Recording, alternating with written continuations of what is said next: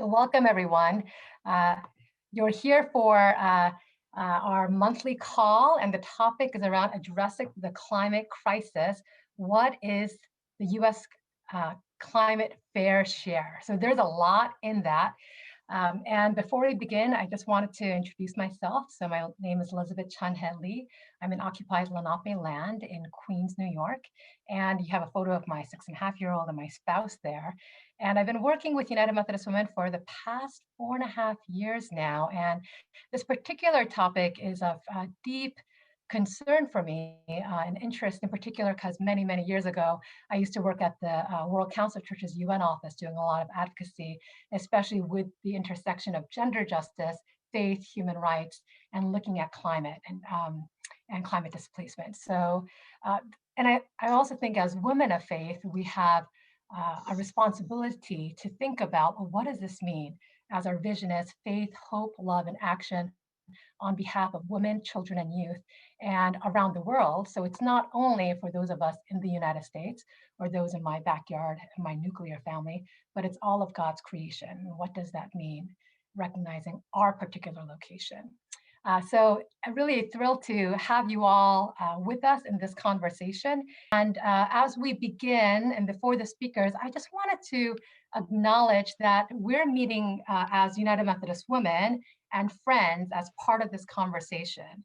And recognizing that while we are only 4% of the world's population, 25% of global emissions, and what does that mean as women of faith and as people of faith to respond? Our 150-year legacy as United Methodist Women that started with women hearing about the call of what was going on in what is now India, with girls who could not go to school and girls and women who could not receive treatment because there were from the United States sending only missionaries who are men. Then what is now United Methodist Women came together, raised funds to send the first women missionaries to doctor and educator to establish some of the first schools and hospitals for girls and women. And so that history of global partnership, solidarity of women in the United States, seeing the women and girls around the world and saying, where can we support? Same thing with foot binding, with United Methodist Women speaking out against that and putting pressure on international and national forces for policy so that foot binding would be an issue that's being addressed for women's liberation as well. So I just wanted to lift up that this is part of our history as United Methodist Women, as part of our DNA of saying, how do we live out our faith radically and concretely in how our brothers and sisters and siblings around the world and God's creation is being impacted? I wanted to ground us also in some of the social teachings of the United Methodist Church. So there's a lot of text here. I put this on the PowerPoint just so that you have reference for it for later, but I wanted to highlight a few things. We have there's 10 resolutions in the Book of Resolutions around the environment and climate, and I wanted to lift up just a few. So this is Resolution 1002 on US energy policy and United Methodist Church's responsibility. And so it recognizes that the largest users of energy resources is us in the United States, and that we have a unique responsibility to take action based on sound scientific and ethical principles of respect for and justice with the world community. And so with that, in the resolution, it says that in the United States, we must move our dependence on greenhouse gas emissions and fossil fuels in particular, adopt strong global climate commitments to emissions reductions within the UNFCCC, and concrete reductions of emissions. And also thinking about international agreements. So we have that in this resolution. And the next resolution I want to lift up is climate change and the church's response, Resolution 1035. It also recognizes here that God has invited us to be God's co-workers in the covenant to live and serve for the good of creation. And it's also recognizing the failure as humans and humanity that we have not lived into this call. and also recognizing the source of emissions, that it's human-induced, and that the economics and those who have benefit are often those who, are not responsible, but also have a responsibility to address reduction as well, a disproportionate responsibility. And Caring for Creation, a call for stewardship and justice, resolution 1033. And it says, we support efforts to protect our shared atmosphere by reducing emissions that contribute to ozone depletion, acid rain, climate change. Through bilateral and international frameworks, we advocate ratification and enforcement of agreements to reduce harmful emissions by the most developed and historic emitters. So I wanted to note that as well, and is as another resolution. And so we have a great lineup of speakers. Many of them are connected with the U.S. Climate Action Network, which United Methodist Women is a part of. And they will be speaking about the U.S. Fair Share Statement. These are the drafters. And so if you have questions, my daughter here, Amelia, along with you, I encourage you to please type those questions in the chat box, and we'll be collecting those. So first off, I want to introduce to you Reverend Susanna Tuttle. And Reverend Susanna Tuttle is a director of the North Carolina Interfaith Power and Light, an eco-justice connection campaign of the North Carolina Council of Churches. So if you're from North Carolina, please put some responses, emoji responses. She's been working with NCIPL to address environmental and climate justice issues as a moral imperative. She has a master's degree with an emphasis on ecological ethics from Graduate Theological Union in Berkeley, California. And she's also the founding member of Southeast Faith Leaders Network, and also an active member of the U.S. Climate Action Network. So especially for those of you who are in North Carolina, in the Southeast, I would really encourage you to connect with Reverend Tuttle in the future as well. Next, I want to introduce to you Brandon Wu. Brandon is ActionAid U.S. Director of Policy and Campaigns. Sorry, that went. He oversees ActionAid's research, advocacy, coalition building, and campaigning work on issues such as food security, land rights, biofuels, and more. He personally leads ActionAid's work on international climate justice, approaching the problem of climate change from perspectives of sustainable development and rights of impacted people. I also want to note that he is a United Methodist and a member at Foundry UMC as well. Welcome, Brandon. The next speaker I want to introduce you to is Dr. Shivan Kartha.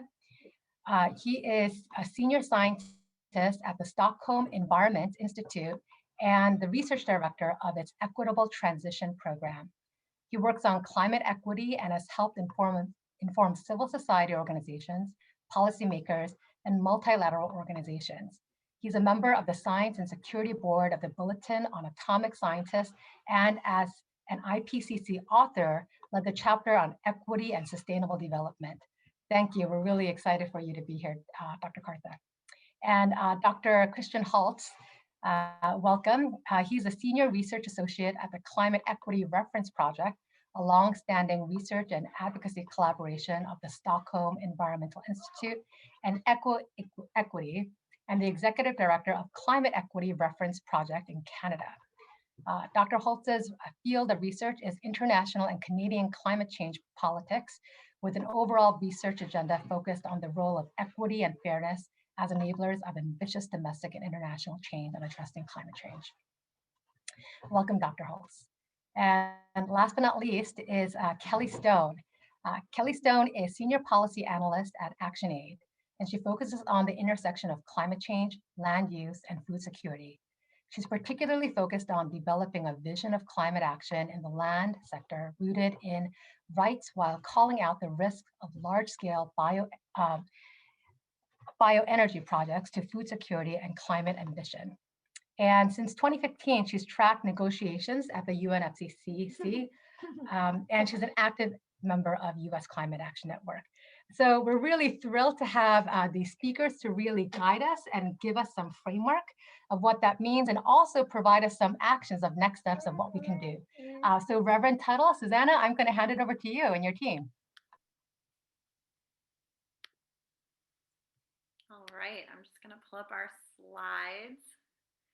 Thank you so much, Liz. What an honor to be here. And those words of faith, hope, love, and action are just everything, aren't they? And on a day like today, it's important as we come together and to think about our unity and community and what it means to be a part of this incredible country that we share.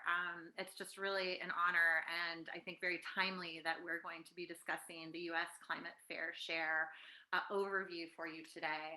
I got to meet Liz initially through the U.S. Climate Action Network and many of the folks that are going to be presenting along with me today. And the Just Energy for All United Methodist Women curriculum and educational materials, we've been working really hard to make sure that our congregational networks have access to those. So thank you for all of those of you that have participated in the trainings, and I hope that we can extend them and increase the conversation, and that Fair Share can actually become part of that vernacular as well. Just briefly before I hand it over to our experts on the call today, I wanted to share a little bit about myself and how I got involved in this project. As I mentioned, or as Liz mentioned in my introduction, I went to seminary to study ecological ethics. And then when I graduated in 2004, I worked all across the country on green building design and thinking about sustainability at the community level. And then in 2011 was hired by the North Carolina Council of Churches to direct the IPL campaign here in our state. And as Liz mentioned, please let me know if you're interested. And Carla, it was great to see you give that prayer this morning. Or this morning, it's been a day. This afternoon, open us up with prayer at the Southeast Faith Leaders Network and our regional growing at the regional level across the country to do this work from a place of faith and leadership. So please be in touch and we can connect you to those local, regional, and national engagement opportunities as well. But when I first heard about Fair Share was a number of years ago in a presentation. And I realized that as someone who had been working for decades around climate justice issues, I was not, although I knew what fair and share meant, I had not heard it in the context of global equitable climate financing, which is a little bit of what we're going to talk about of, you know, who's going to pay for all of this and what is our responsibility in the United States. And the first kind of immediate connection that I had when I heard that was, well, what is the responsibility of the religious community? And actually, I was in a group, in a working session at a conference with Brandon, who will be speaking next, and he was presenting. And that was what was going through my mind is we've talked a lot about the divestment movement, and I know the Methodist Church has been very involved in that as well. And so we're talking about getting our money out of toxic industries and toxic investments that are hurting the places, people, and land that we love. And I've been wanting to move more into that conversation of what are we going to reinvest in, and what does that look like, and how can people of faith really lead the moral charge in having a set of touchstones and values that create, you know, the dynamic governance that it's going to take to really be the leaders that we seek internationally and at home.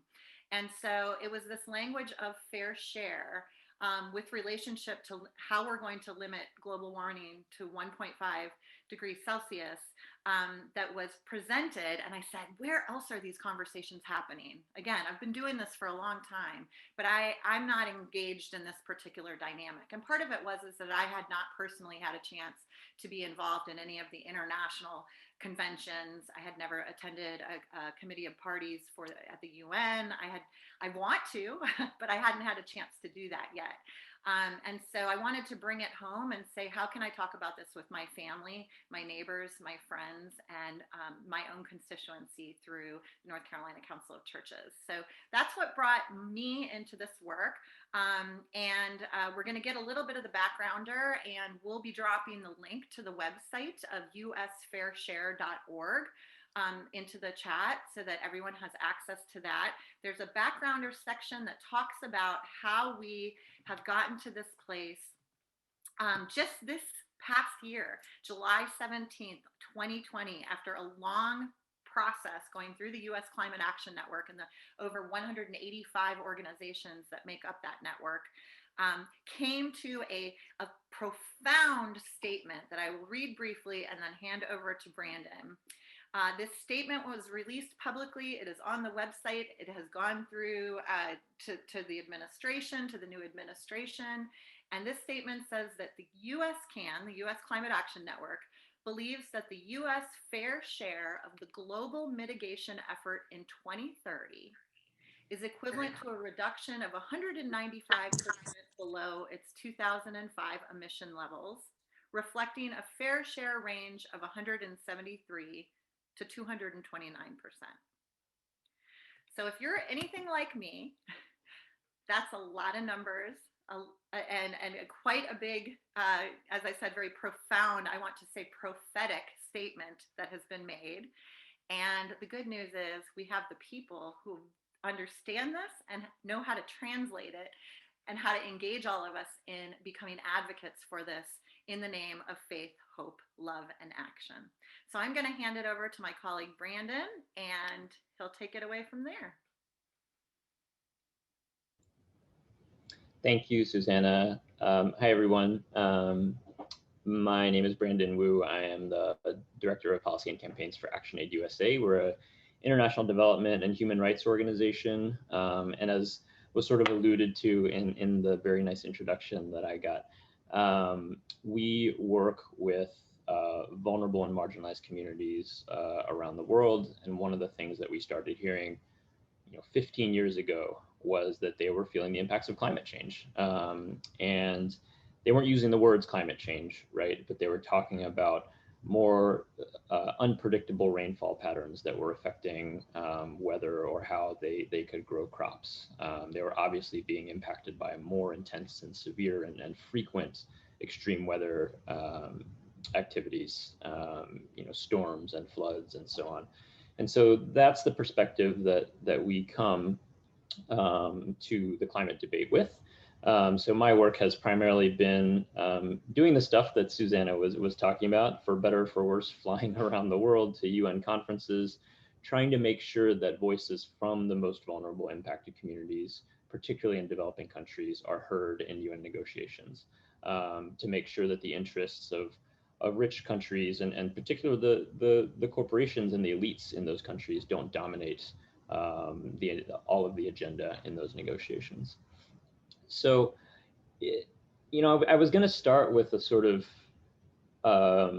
introduction about what we're trying to do here, but in a sense, I feel like we all get it, right? We instinctively know when we think about the United States and our history, we know that the US should do more than most other countries to solve the climate crisis. And it's been a while since I saw that language from the Book of Resolutions, but it's really all there. I mean, it was really striking to me to read it again, that the US and its residents have a unique responsibility to take actions within the world community, that economies that have benefited from fossil fuel development bear the responsibility to rapidly reduce emissions and support countries that haven't had that benefit as much. That's really the core of what the Fair Shares project is all about. I think what we did with this project was take it one step further methodologically, right? So that we can actually quantify what our fair share is, right? We can put this into a concrete set of numbers and turn that into a set of demands that we can make of our government and our policymakers. But it's all grounded on these basic principles of fairness that I think we all kind of instinctively understand.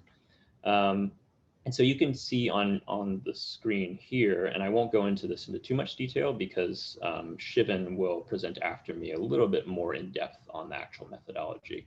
But basically, there are two things that kind of factor into this idea of what our fair share is. It's historic responsibility, which is the amount of pollution we have put into the atmosphere, greenhouse gas pollution, and it's capacity, which is what are the resources that we are able to mobilize to deal with this problem. And on both those counts, the US is basically at the top of the list of any country in the world. And it follows from that we then have a moral and a legal obligation. Actually, it's reflected in the UN to kind of take the lead and do the most to resolve the climate crisis. Now,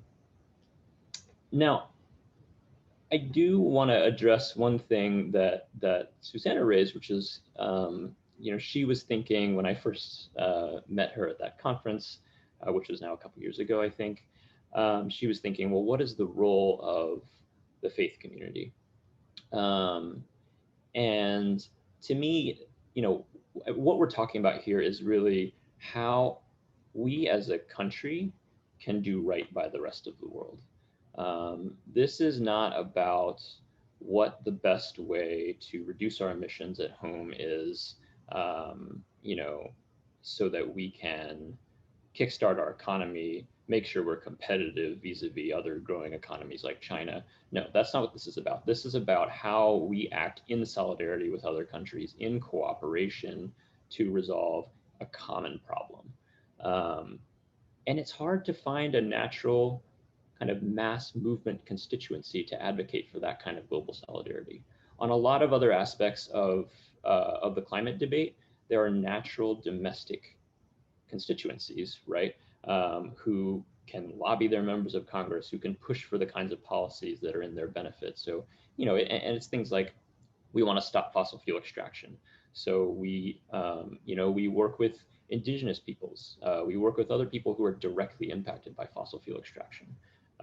We want agriculture reform to move away from industrial agriculture that's destroying the climate. And so there are small family farmers, right, who are a natural constituency there. We want the creation of good jobs in the renewable energy and other sustainable sectors. There is a labor constituency there that we can work with, right? But when it comes to advocating for the rights of the most vulnerable people in the world who are living halfway around the globe, there is not a natural mass movement constituency aside from the faith community, I think. The faith community, we have a sense of shared humanity that we're used to talking about, right? The importance of human rights, of dignity for all across borders. And so I think the importance of the faith community in this debate is absolutely central.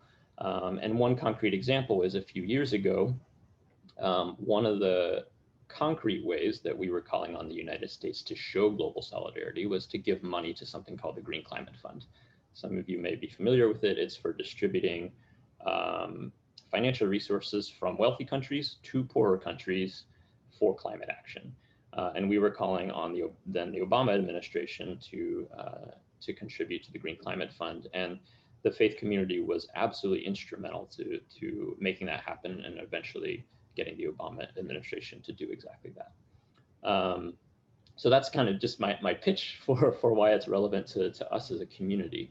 But now maybe we can go to the next slide, Susanna.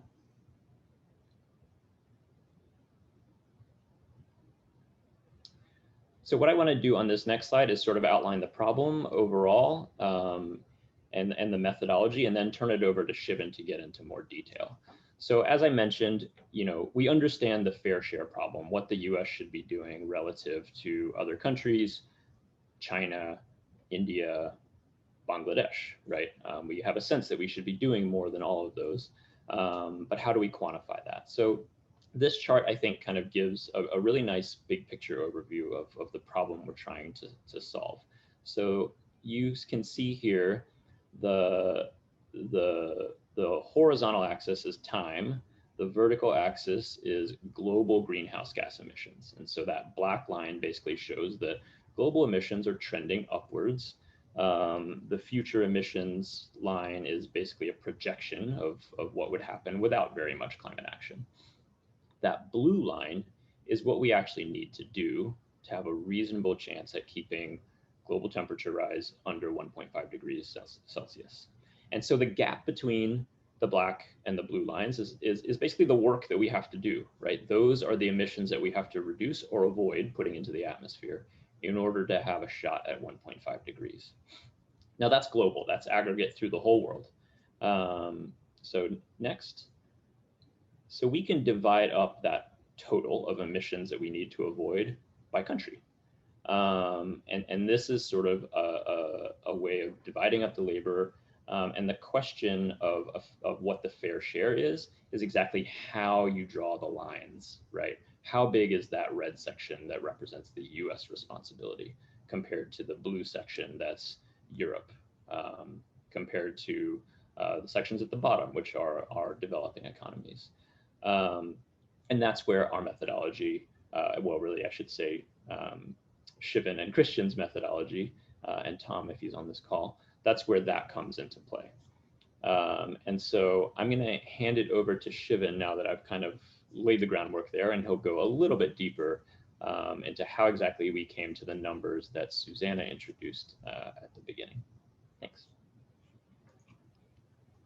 Thanks, Brandon. Everyone can hear me? And thank you, Susanna, and thank you, Liz, and thank you everyone for having us come to have a discussion with you about fair shares. I'm really thrilled that UMW considers it an important enough issue to devote a discussion like this to, because I myself feel that it's really the central issue in climate change. It's not about the science. It's not about getting the technologies worked out. It really is about equity and fair shares, and I'll say more about that here. First thing I want to say is that this fair share discussion is definitely not the whole equity discussion.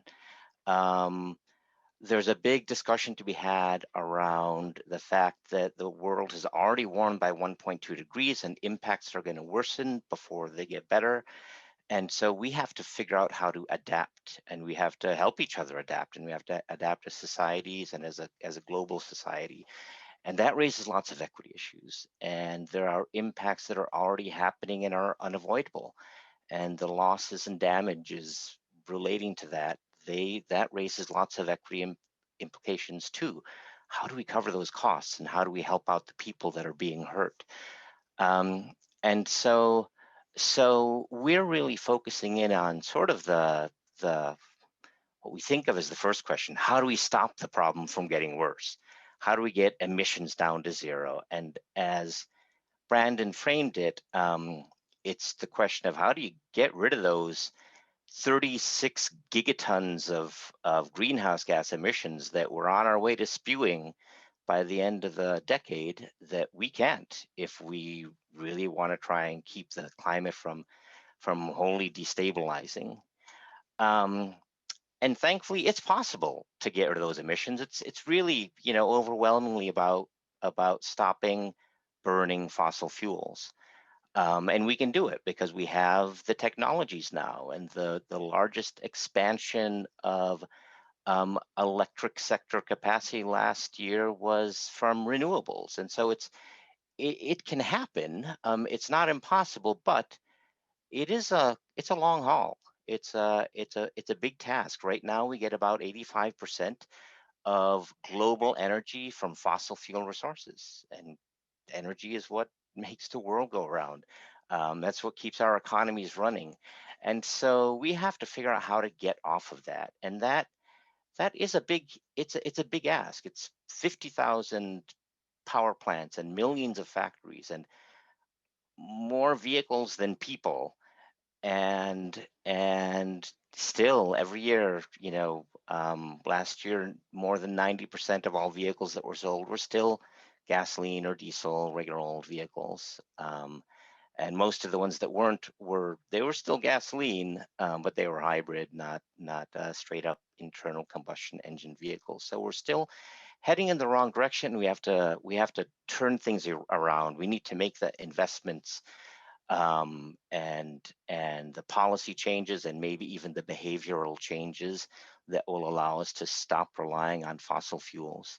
And so it's a challenge. It's understandable that all countries aren't just jumping right in and getting rid of their fossil fuel use. And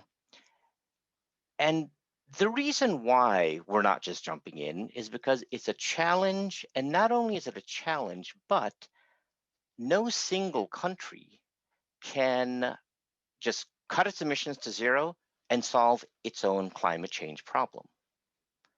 We don't have each our own climate. We have one shared global climate, and it's a global challenge. And countries have to somehow work together so that global emissions go down. Even a big country like the US, even China, it could cut its emissions to zero tomorrow, and it would still have pretty much just as much of a climate change problem, because it's the emissions of all the other countries that are causing its country's climate to change. And so that's the problem that needs to be dealt with. We need to figure out, what do we do, not just to reduce our own emissions, but to convince other countries that it's worth working together and getting global emissions down. And the way to convince other countries is to convince them that you're doing your part, you're doing your fair share, you're doing what they would consider to be, a good, you're making part of the team effort. And what other countries can consider to be your fair share has everything to do with equity. It has everything to do with what they think your role in this global effort is. And one might think, well, there are lots of different ways of thinking about and defining what's fair. We fight about that kind of thing all the time, but it's actually not really such a vague, ambiguous, up in the air thing. And one of the perhaps the crispest, shortest way that it's been put in this climate context of what a fair share is, was a sentence by Al Gore in an op-ed that he wrote more than 10 years ago. He wrote, "Countries will be asked to meet different requirements based upon their historical share or contribution to the problem, the climate change problem, and their relative ability to carry the burden of change. This precedent is well established in international law, and there's no other way to do it." That's pretty clear. It's your contribution to the problem and your ability to carry the burden of change. And it's not just stated in international law. It's not just that it really is there in the UN Climate Treaty, and it really is there in the Rio Conventions from 1992, under which the Climate Treaty was negotiated. It's really how we judge all kinds of fair share and equity challenges, and within our own societies too. As far as your contribution to the problem, that's how we think about things. If you make a mess, you clean it up, or you make amends, but you do something about it. That's sort of the standard. That's the basis of the Clean Water Act and the Clean Air Act and the whole amassed body of tort law in this country. And it's also how we think about our own local communities. If your trash blows all over your neighbor's lawn, you kind of feel obliged to clean it up. So it's not just what negotiators have sat down and hashed out, it's also what we teach our kids. Polluter pays is just kind of common sense. And then as far as what was expressed as ability to carry the burden of change, well, within our societies also, within the US, all kinds of burdens that we as a society need to undertake. So whether that's, paying for public education or firefighters or police or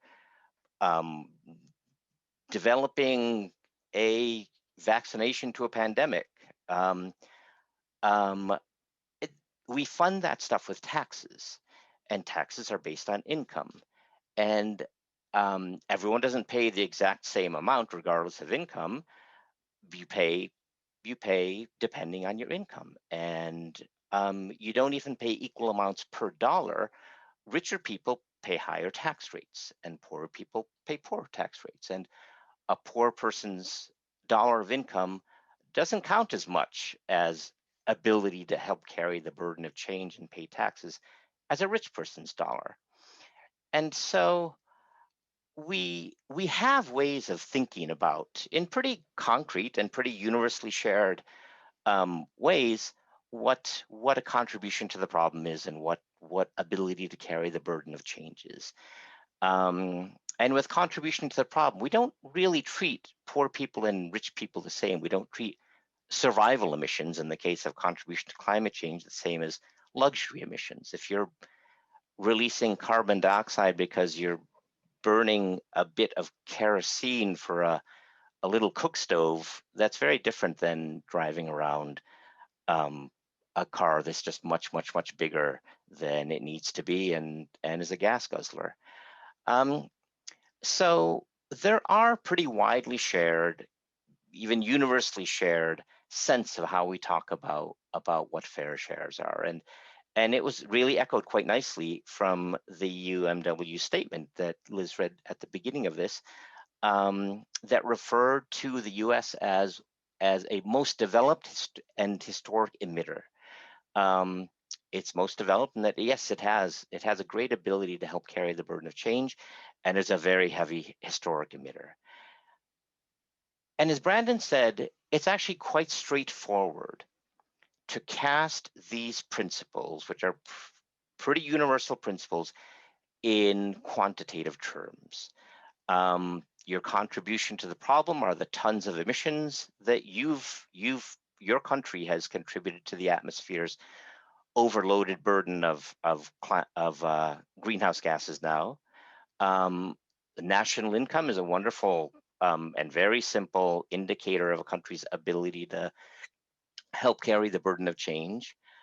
And we can talk about exactly how that's quantified and how do we distinct, what's the quantitative basis for distinguishing between a poor man's dollar of income and a rich person's dollar of income. And so there's a discussion to be had about the precise assumptions, but taking those two principles and interpreting them in a range of different ways that lead to somewhat different numbers. They don't lead to radically different numbers. And pretty much no matter how you slice it, the US has contributed at least a third, say, to around a third of global gases contributing to climate change historically, about a third. And it also has about a third of the global income.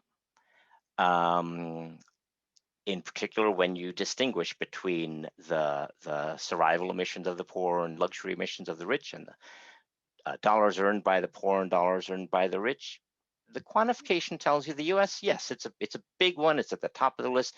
It's about a third of the contribution and a third of the ability to carry the burden of change.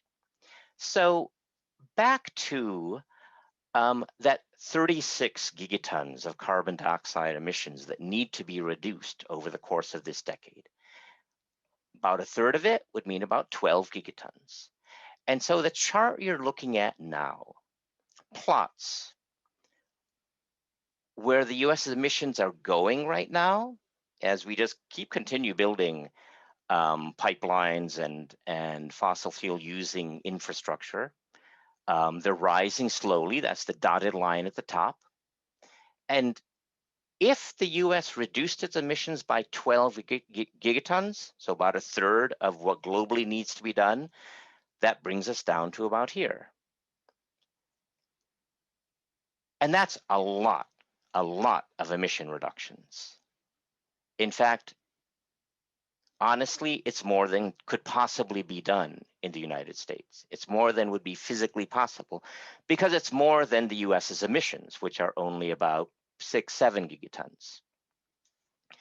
And so Does this not make sense? Does this simply mean that, well, it looks like what's fair is simply impossible? And I guess we're not really going to be able to do this in a way that's fair. No, that isn't what it means. It means that we do have to make dramatic reductions at home. And then on top of that, we have to somehow enable further reductions to happen elsewhere in the world. So to say that the US is really doing its fair share means that it does a lot of domestic emissions reductions and a lot of international reductions by providing support to poorer countries. Because there are many countries who they've contributed some amount to climate change, and they have some amount of income that could, in principle, be put toward helping shift us off fossil fuels. But their fair share is really not nearly enough to get them onto a carbon-free path. And so by the US doing its fair share and providing support, they can also be on a carbon-free path. When you think about it, when you think about the distribution across the world of who's contributing to the greenhouse gases and who's got the ability to pay, it really points overwhelmingly to a different set of countries than the countries that most of that action needs to be done in. The poorer countries where most of the world's population currently is, where energy needs are greatest, and where investment in energy infrastructure is happening the most rapidly. In fact, in developing countries, that's currently where about 2/3 of the world's emissions are coming from. So most of the ethical obligation is in one set of countries. Most of the action that needs to be undertaken is in another set of countries. The only way to square that circle is through international cooperation, where those countries who have most of the moral responsibility are helping those countries that need to undertake most of the work. And that's why any fair share conception really has to involve international cooperation and support and solidarity as a fundamental component of it. Next slide, please, Susanna. And so running through the numbers, and again, I said that you could do them in ways that are somewhat different, and maybe it's not a combined 195%, maybe it's 180%, maybe it's 220%, but it's somewhere in the range that's about 195, 200, and it's definitely an amount of emission reductions that are much, much greater than what the United States has so far put forward as emission reduction targets or contributions to the Paris Agreement. So based on the conversations that were had and the deliberation that were had within US Climate Action Network, and this straightforward quantification, what would be needed is as much emission reductions at home, that's about 70%, and about somewhat more than that, another 125% worth of emission reductions through international support. And I think I leave it at that and pass it on. Great. Thanks, Shiven. So again, I'm Kelly Stone with ActionAid USA. And what I'm going to do actually is talk a little bit about why. And I'm going to talk a little bit about why for both climate change generally, and then also why fair shares. I am sort of the newest of the technical experts in this group in that I really only started working on climate change in 2015. When I was hired with ActionAid, I was actually hired to work on land rights and food security, which made sense because my background was in development and foreign assistance. And about 2 months into the job, it became clear that actually I was needed on the climate team. And so I found myself getting this crash course on climate change right as the negotiations for the Paris Agreement were really heating up. And throughout that whole year, what became really clear to me was that anybody who wants to work on development, anybody who wants to work on food security, anyone who wants to work on human rights was now also working on climate change. A lot of what ActionAid was doing at the negotiations for the Paris Agreement was working with our communities who were on the ground, who were already facing impacts. One of the things we say is that those who have done the least to create the problem are getting hit the worst, and they're getting hit first. And so what we were trying to do was really elevate those voices in the UN spaces where they weren't necessarily being heard. So it was almost exactly a year after I'd been hired. I was sitting in a Paris apartment taking down a story from a person who was not that much younger than me, but who had left his family home to look for work in a city because his family's farm was losing its land to sea level rise. He didn't really have time to wait to think through, you know, well, pragmatically, how can we get 51 votes in the Senate? If we still have a filibuster, how can we get 60? His land was, you know, his family was losing their source of food and their income right then. And so I found that if we want to build a just world, you have to be addressing climate change. If we don't get this right, there's no way to go forward and make sure that people have a right to food, a right to water, a home. Climate change has to be where we start now. And that's only been reinforced to me since, as I've had the opportunity to travel more and visit. You know, I saw some of our program work on the ground in Bangladesh and met with communities who had been planning evacuations for making sure they had storm shelters to build, you know, where they could actually all evacuate to. And at the same time, they were dealing with sea level rise that made agriculture in their community really, really difficult. And these are communities that, again, had done nothing to create this problem, really. So what's our responsibility to them? So for me, that's the essential of why we need to be working on climate change. And also why we, you know, for a moral reason, as we've already talked about, why we should be thinking about a fair shares approach. Because putting the burden of solving climate change on those communities who are struggling with so much isn't just or fair. But there's also a pragmatic point to this.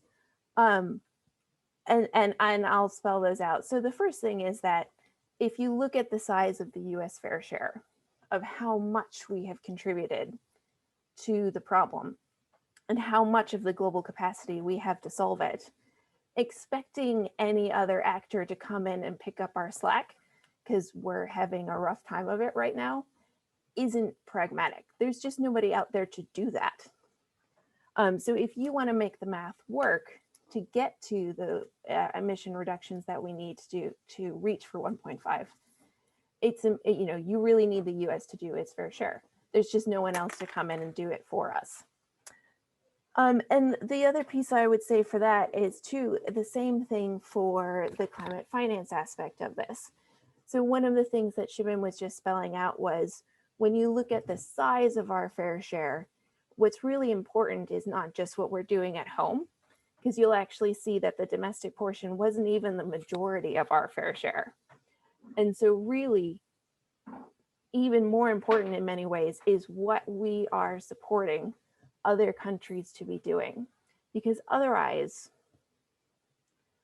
asking countries who are already facing so many challenges, you know, Shivan was saying their fair share is not enough for what we need, where we need the world to get to reach that 1.5 degree goal that's in the Paris Agreement. We need them to do more than what they would otherwise be able to do and what would otherwise be fair to expect them to do. So pragmatically, the only way that's going to happen is through something like climate finance. And then the last piece I want to touch on is how important, and this is a pragmatic argument as well, but when you think about what is essentially a group project, which is what climate change is, it's really difficult to do a group project if everyone is not pulling their weight. And if people are not pulling their weight, then people become disinclined to continue doing their share because you know that the group project is struggling. So we really need to collectively be putting pressure on all of our governments to be doing their fair share. And I think for us in the US, because our fair share is so large and because the climate finance piece is such an important part, and because frankly, we have historically been such an awful partner to the rest of the world on climate change issues, it is particularly important for us to be putting pressure on our government to step forward and step up. And really, for the first time ever, start talking about climate change and treating climate change through our actions as the real emergency it is, and step forward and do our fair share. I will hand it back to Susanna to close us out before I think we get to some of your questions. Thank you so much, Kelly. And, I think it's these personal stories and our individual experiences, and knowing, that each of you on this call also have been involved. You're involved at this level with United Methodist Women because you are women of action. This is just an image that we shared from COP24 that took place in Poland. And one of the things that I've learned in working with this team and thinking at thinking globally, acting locally, is to really root myself in what it means to be a member of civil society. And that's not something that folks just necessarily, when you're walking down the street, that we're thinking about the level, the gravitas and the amount of power that we hold as members of civil society, and the role that faith leaders, and I appreciate what Brandon began with, the actual call, and I've said this in sermons in the past, that I actually believe the climate crisis is very much a failure of people of faith to address the moral issues of what it means to be a human being in part of a global world, and part of the interdependent web of our existence. So in coming together, whether some of us can go or send folks off to these international negotiation meetings, at home we need to feel like we're as engaged as possible in this process. And I think Shivan said it most beautifully, that that this is actually the centralized issue to address the climate crisis at its root level.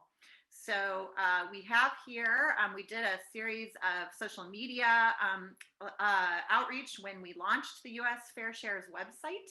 And this was one of the memes that we had with the ActionAid USA actually put together this. True climate leadership means committing to real and bold emissions reductions at home. So rather than sitting back and saying, well, what is feasible? What is possible? We have to commit to the boldest solutions possible at home while providing that climate financing and support to global South countries. So that was some of the messaging that we used recently. And what I want to do before we open it up for discussion is have 3 calls to action, since we talk about that with our faith, hope, love, and action. And I'm going to drop these after I close out the slide portion of the show. I'm going to drop links to each of these actions. And the first one is to endorse our sign-on letter demanding the Biden administration commit to the U.S. climate fair share. That hopefully you've gotten enough sort of overview today to understand how important this is. As I think I saw President Biden signed the executive order readmitting us back into the Paris Agreement. This has to be a part of that conversation. And so how you all can be advocates for that and a rising voice with the vernacular of fair share, I think is really exciting. And then once you have signed it, you can share this petition with your network. We have the resources there. It's all laid out for you in a toolkit. So we're going to link to that, and then take action on social media. And so we've had already some really exciting, I'll drop a couple links into some articles that were published in Sierra Club Magazine. Bill McKibben wrote an article in The New Yorker, and using this exact methodology of how to define U.S. fair share. So with that, I will get ready to drop these links into the chat, and I'm going to turn it back over to Liz so that we can open up the conversation. And just want to give huge gratitude and shout out and love to the presenters today. I'm so grateful. I've learned so much as always. Wonderful, Reverend Tuttle, Susanna, thank you so much. This has been wonderful, and to all the speakers. There are so many great points of connection. I'm going to invite you all to put your questions in the chat. I know some of you have been patient about not putting in your questions before, so I invite you to do so right now. And I'm going to make some connections. So you just heard in terms of some of the call to action that has been requested. So United Methodist Women, officially at our national level, we have endorsed the statement, and that is something that we are that will be guiding our advocacy as well and informing our work, and we're hoping that it would inform your work. If you are a United Methodist woman in leadership at your, not even leadership, but you may want to ask at your local unit, your district, your conference, or invite your United Methodist Church or conference to also endorse this statement. So we can see from the United Methodist side that, and United Methodist Women side, that we are concerned, and there's this moral and ethical and faith-based obligation to respond. So I appreciate, as Brandon has said, that there is a faith and moral imperative, faith community's role in terms of the solidarity. Reverend Tuttle was speaking about how do we ground it, right, so that we know what is it that we can do. And Dr. Shiven was speaking so much about well, we cannot do it alone, even with all of our emissions to zero. How do we do that? And we do that by supporting funding and financing internationally. Kelly, thank you for just speaking about that very personal level, about that farmer who also, is around your age, but being impacted directly by sea level rising, and then needs to be displaced and leave own community, right? Because of something that he is not responsible for. I'm going to start off with a question for the speakers, just to begin. So as the United Methodist Women and people of faith, we're here. We will have time, hopefully, over the next several months ahead, where we will be speaking with our elected officials at the federal level and also at the state and local level, right? What would be the message that you want us to convey? Is it the exact title and the way, the exact language that you have? Are there particular bills that you're encouraging? Are you saying that, especially at the federal level, that they should support the Global Climate Fund, et cetera? So can you just comment on that and what message we should be delivering?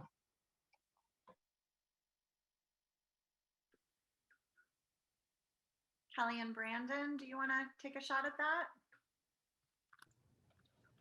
I could start. And speaking just about federal level, that's a little easier for me, being based in DC. The top line is twofold. One is we have to be as ambitious as possible in reducing our emissions here at home. And we have to do that in a way that is just and equitable at home, right? And whether that is through something like the Green New Deal or other proposals that may come through, whatever gets it done in a way that is fair domestically, we have to do that. That's part of our fair share, right, is reducing emissions at home. The other part, and the part that I think often gets overlooked, and this is in part why we started this project, the other part is the provision of support to developing countries. And so, the Green Climate Fund has been mentioned. I think that is going to be the clearest and probably largest channel through which we will be able to get the U.S. to give money to support developing countries. And so, yeah, I think folks are going to be running campaigns to try to get the Biden administration to pledge a large amount of money to the Green Climate Fund and to get Congress to appropriate it, right? So just to give you a sense of the scale, then President Obama pledged $3 billion to the Green Climate Fund. In 2014, he was able to deliver 1 billion of it before Trump came into office and said, yeah, no more of that. So a lot of the community is going to be calling on the Biden administration as an initial step to fulfill the remainder of that $3 billion pledge, and then to make an additional pledge because we're now past that first period that the $3 billion was meant to be for, right? So we're now in a kind of new phase of the Green Climate Fund, and basically what other countries have done is they've doubled their initial pledge. And so that would mean we should give, if we follow what other countries have done, and as you've seen, there's an argument that we should do more. But if we follow what other countries have done as a minimum, that would mean an additional $6 billion basically over the next 3 years. Those sound like big numbers. But as we've seen, I think from the presentation, all of the numbers are big, right? I mean, the scale of this problem is massive. And so even if we give $8 billion to the Green Climate Fund, that's 2 to fulfill the last pledge and 6 for a new pledge. That's actually, that is a drop in the bucket compared to our full fair share. But in terms of the initial ask when we're meeting with our representatives, that is sort of the easiest thing, I think, to start with, because the Green Climate Fund already has generally the support from certainly the entire Democratic caucus. It's been so heavily politicized that I don't know that any Republicans would support it. But there is a case to be made, I think, to everyone, because the Green Climate Fund funds not only emissions reductions in other countries, as we've been talking about, but also it supports adaptation. So half of its money is meant to support vulnerable communities to adapt to climate impacts. And so there's very much a moral argument to be made for us to be supporting, both sides of that coin. Thank you. I just want to really affirm your last comment, especially with the Green Climate Fund and what it's working on in terms of adaptation. I think about the international ministries that is part of United Methodist Women's work, and we have a lot of United Methodist women partners that we support. And some of them are rural farming communities, right? Women-led, driven farming communities, and our mission, solidarity mission communities that we're in partnership with, and the direct impact that the climate crisis is having on them. And so this is mission as well, that we may not think about as naturally. Sometimes we think mission as mission giving or, mission groups, et cetera. Or sending funds in other ways, but through policy advocacy, even through the Green Climate Fund, can be also a very concrete way of participating in mission. I would broaden that for our context as well. So thank you for that. There was a question from Judy. Our governors do not all deny fracking as dangerous to our environment. How can we influence?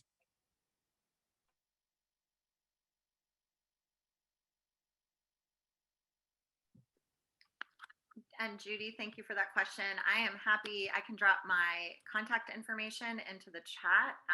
As Interfaith Power and Light, we work very closely with the utilities, and we're recently able to work with environmental justice communities and other industry leaders and really an incredible coalition in the Southeast to stop the Atlantic Coast Pipeline.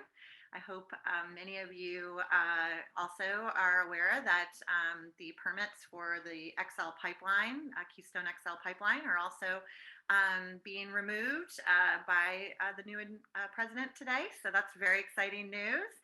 And so yes, happy to have that conversation. And I do think just briefly, congregations and so much of what we need to be communicating around our own energy consumption and our relationship to fossil fuels in general is that we are customers of the very product that is being generated through very toxic industries. And so we need to have those hard conversations, which I know the Just Energy for All portion of what Liz leads is really all about. So I think let's continue that conversation in one of those trainings. I'm looking forward to that. Kelly, did you want to say anything else about what's happening as far as advocacy is concerned? Sure. And I mean, I do think that we can be asking officials at every level about doing their fair share. And the climate finance ask is particularly important at the federal level. But we should be asking our governors, you know, how is Virginia going to be doing its fair share? How is North Carolina going to be doing its fair share of the US effort? And I think we should really be, especially I think for communities of faith, pushing on that fairness and equity is a really effective argument. And it's really hard, I think, to deal with folks who are still claiming denial on climate change. But I think as an advocacy tactic, just don't accept it. Like, we all saw the climate disasters in the US and around the world through all of last year. And so, you know, this is coming for everyone. And so be upfront with your elected officials. What are you doing to protect our communities? Thank you. Susanna, could I add something to that? Yes, please do. As far as what we can tell our policymakers, it's likely that they will start taking climate action now. We'll likely to have legislation passed at the state level, likely to have executive actions happening. But don't let your legislators tell you that by taking these modest steps, that now it's time to wait for other countries to catch up, that we're leaders now, that whether you're doing what you should be doing isn't simply a matter of whether you're taking some steps. It's a matter of whether you're doing anything close to resembling what your fair share is and what other countries are expecting you to do, given your financial and technological might and the impacts that you've had. And if your efforts still pale relative to what you can and should be doing, you won't be seen as a leader. You'll be seen as slowing down global progress. And if countries like Costa Rica or some small island states or some other countries that have really committed heavily to not only not using fossil fuels, but not developing fossil fuels, not exporting fossil fuels, if you're seen as not doing what you really are able to do, then you will not be seen as a leader. You'll be seen as a lagger, and you'll be doing more harm than good. So let your legislators know, you know, great, good, you've taken the first little tiny, teeny, weeny baby step. Now it's time to ramp it up. Thank you. I appreciate that very clear message with regards to you're a leader, you think so? Let's talk about that, right? Just exposing that, and really even around the conversation about climate, you know, about there is no climate crisis. Well, let's talk about that too. Let's speak truth to power and not be ashamed about it. So thank you for that. Just a few more. There's some questions. Phyllis Terwilliger said, do international corporations that are based in the US have manufacturing facilities, but have manufacturing facilities in other countries that may have different emissions regulations? Are they asked to do their fair share in both the US and their host country? So that's a great question. I want to piggyback on that and ask, when we're thinking about companies and thinking about the fossil fuel sector or cement sector that are the major emitters, and we have many of them in the United States, what is the conversation around fair share with them? And I ask that also because United Methodist Women, we're part of the Interfaith Center for Corporate Responsibility and doing investor engagement and advocacy, right? So, and we have many members here who own shares at various companies. And so if you could speak about that as well. So one is obviously on the government side, but also one is on the corporate side.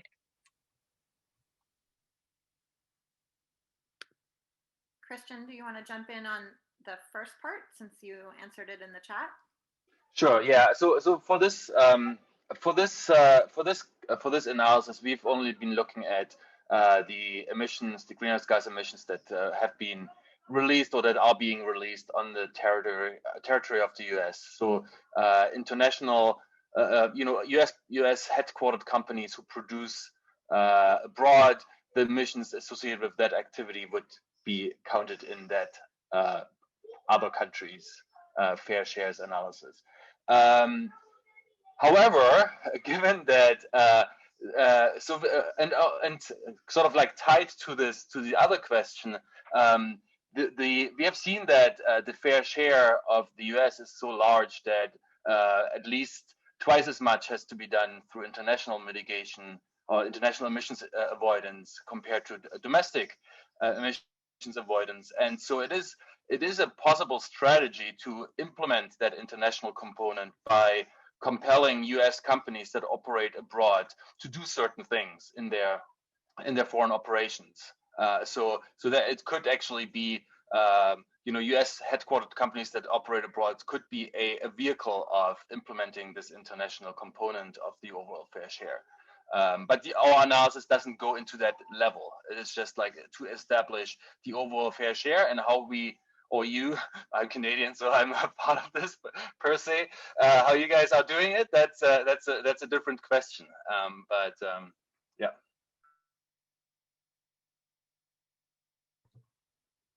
Thank you. I'm mindful of our time. Oh, Brandon, were you going to say something?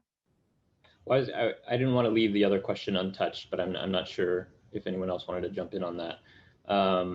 On the corporate side, the framework that we're working with for fair shares what came first out of the UN process, right? We're looking at countries as the actors, and so really it's an analysis that with the unit of analysis is countries, and so it doesn't have anything directly to say about corporations. Now, obviously, we know that corporations are a driving force in the economy, and we need them to change behavior. And I think all of our organizations might have slightly different theories of change about how that happens, right? Some of us are advocating mostly for top-down regulation. Others are doing corporate social responsibility campaigns. A lot of times the answer, I feel like, is we got to do all of it. Like, we have to throw everything at the wall, and all of it together, I think, can add up to the change that we need. But yeah, absolutely, corporate behavior has to change. Corporate investments have to change. I think, like I said, a lot of us are working through regulatory processes to do that, but that's not to invalidate certainly other approaches whatsoever. The other thing I would say is that there are efforts to figure out how to move money, right? In the corporate and particularly the financial sector, there's a lot of money that is not doing any particular social good, right? And we've talked about the problem of climate finance. We have these huge figures that we need to reach in terms of supporting other countries. Where's the money going to come from is always the question. The money exists in our country, right? It is not well distributed. A lot of it is sitting in the hands of wealthy people and corporate elites and so on. And we need to find a way to move the money from where it is to where it needs to be. And that in many ways is a corporate accountability conversation as well.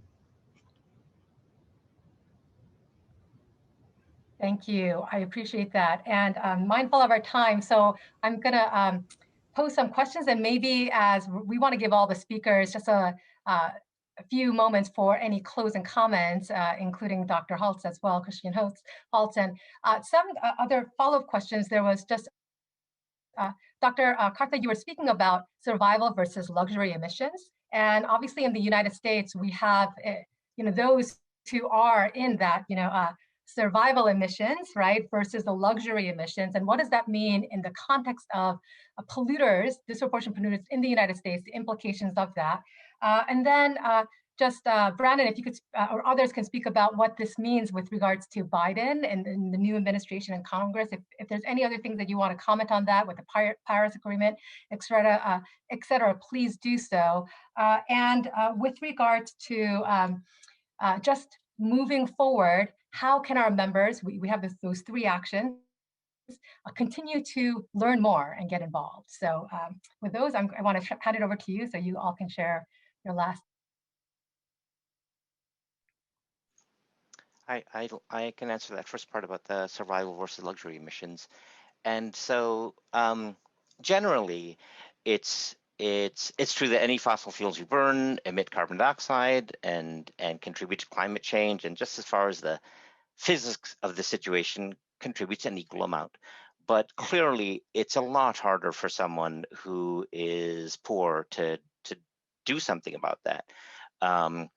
It's a lot harder for someone who is poor, say in this country, can't afford can't afford to live close to work, is living far from work, has to commute by car, can only afford an old inefficient car, and they end up polluting, a fair amount because of that from their commute. And then someone else who just has, they just want to have a really, really big car and use a lot of gas and those can't be really treated the same. Or someone who's, heating a small house, but it's inefficient because they can't afford to get it well insulated compared to someone who's heating a house that's just much bigger than their real needs. And so it's important to think about that when thinking about how to distribute the challenge of the actual reductions. And that's true both on the international level and on the domestic level in terms of how large a country's fair share is, but then also domestically in how you implement emission reductions. Just putting a big carbon tax on that just raises the price of energy until fewer people can afford energy, that's not a very fair way to reduce emissions. And so we need to think about it in terms of things like housing energy efficiency programs and nice, affordable, pleasant public transportation, things like that.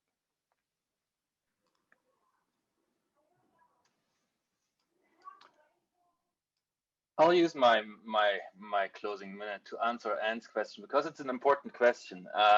So I've been many of this group here at the UN level have been involved for the last 6 years in an effort called the Civil Society Equity Review of countries' pledges for climate action. And in the first review in 2015 that we did before the Paris Agreement, we actually looked at that very question in great detail, and we have updated that since. But the same, the same situation is still pretty much the case. And we found that collectively, as a group, developing countries pretty much made climate action pledges that met the fair share as calculated by the methodology that we've been introducing here, and that depends on some countries submitted ranges. We can do this by ourselves, but we can do more if we get support, and so we can do it by ourselves. Pledges collectively met their fair share, and with support they were willing to go beyond that. And so that's developing countries as a group, and it didn't apply to all developing countries, but just a few examples. Brazil, for example, fell a little bit short of its fair share, but in contrast to the US that pledged about like a fifth of its fair share, Brazil pledged about 90%, right? So it's still a totally different ballgame. And in China, for example, a lot of people are always interested in China. It depended on whether which particular way of calculating fair share you looked at, and whether you looked at the higher end of their range or the lower end. But it was, in some cases, it was pledging its fair share, and others it was falling slightly short. But again, much closer to the number, hitting the mark than all developed countries. And in other countries like India, under all circumstances, pretty much met or exceeded their fair share, and so on. So the detailed, I'll leave it at that. And there are more resources available if you want to look at that. Thank you so much, Brandon, Kelly, Reverend Tuttle. Got a few more minutes left, so. Yeah, thanks. I want to close really quickly with thank you for all of your interest. We're excited to share all this work with you. And just to touch on Beverly's question from the chat, I know Christian already mentioned it, but I mean, I think that, we can spend a lot of time talking about whether or not it's still technically feasible to limiting warming to 1.5. And where the line between what's technically feasible and what's politically or economically feasible or comfortable, that line sometimes gets fuzzy. But I actually think that you can sort of get sucked into those conversations in a way that's not necessarily helpful, because the difference between 1.5 and 2 is actually quite enormous. And so really our imperative needs to be keeping warming as low as possible. And we should be doing everything and anything we can be to get to that point. And so I think that sometimes we get so lost in technical discussions, we sort of forget what the reality is, and that policy doesn't necessarily get written to that granular level. And so if we do everything and we fall a little short, and we end up at 1.7, that's still much better than if we had not tried. Thank you. So I'll say two things. I saw there's a comment in the chat about Biden announcing that he was going to rejoin the Paris Agreement today. And I just want to unpack quickly what that does and doesn't mean. It sends the right signal to the world, right, that the US is re-engaging. But the Paris Agreement does not actually bind us to do anything. It is a completely voluntary agreement. And so us rejoining it doesn't mean anything unless there is other policy backing it up to say we're going to reduce our emissions, we're going to provide finance to developing countries. So, our response was great. We're very glad that President Biden has done this. He doesn't exactly get credit for it because it's just sort of like it's the obvious thing to do, and now he's got to take the next step, right? And that kind of gets me to the question about, how can individual members and congregations get involved? And I think, I'm a policy and a political person, and so I think political engagement is always sort of first and foremost, and we'll have a lot of opportunities to lobby decision makers at local, state, and national level on this stuff. It's going to come up, and it's going to come up faster than we think, actually. And I think, lobbying from the basis of the Methodist Social Principles and the Book of Resolutions is really powerful and allows us to reach a broader range of decision makers than say environmental groups are able to, right? And I think using that power is really important. I also recognize that it's hard sometimes to get engagement at that level right from the start. And so I know at my church, for example, there's a group that's focused on energy efficiency, right? That's something that folks can do in their own homes. There's also, I live in Washington, D.C. We have a great local solar program called Solar for All that's doing solar installations for low-income housing blocks. And the local faith community has had a part in making sure that policy got put into place, right? And so there's like a ladder of engagement for folks because I know it can be hard to just jump right into lobbying a member of Congress, although it shouldn't be, frankly. I know it can be a little bit intimidating, but it's really just talking to a person, right? Person-to-person conversation. So thank you all for being here.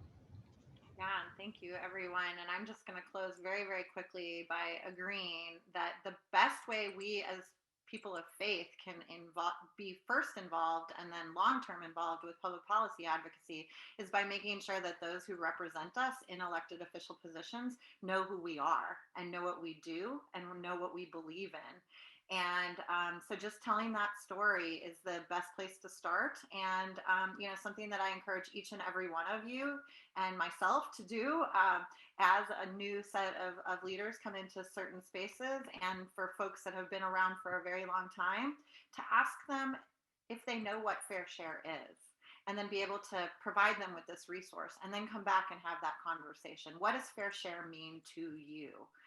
Because I think Shivan said, as it's about how we raise our children. It's about how we have relationships with our neighbors. And that's what people of faith are really called to do in this space. So I'm going to close really quickly because these words, I think, speak to this movement. These are the words of Amanda Gorman, our National Poet Laureate, who spoke so eloquently today. And I quote Amanda, "If we merge mercy with might, and might with right, then love becomes our legacy." And that's what this is really about. So thank you, Liz, for this time. Thank you all so much. You have given us so much to think about, and we really want to not be merely hearers of the word or hearers of content and important information, but doers. So here are some next steps. In addition to what has been shared, we will be sharing the slides from the presentation, and we will also have this recording available in the next few weeks. I wanted to note that our next call, which meets every third Wednesday of the month at 3 p.m., will be February 17th, and the topic will be around advancing just energy for all in the transportation sector. And we're having a part 1 of a multiple part series, and it'll be focused on transit equity as well. So we'll be looking at, well, transportation and climate justice, how does that connect?